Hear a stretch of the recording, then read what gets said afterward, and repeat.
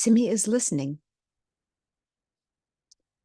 Simmi knows Lolo very well. She even knows Lolo with her eyes closed. She knows if Lolo is nearby. Hello! Help! She knows if Lolo is far away.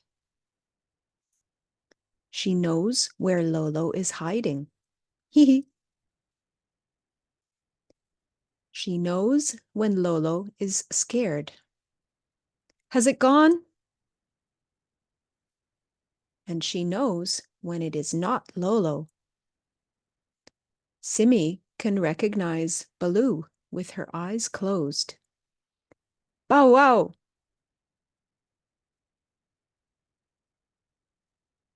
How does Simmi know so much about Lolo without looking? Everyone, including Lolo, sounds different depending on where they are. Voices become softer as people move further away and louder when they come closer.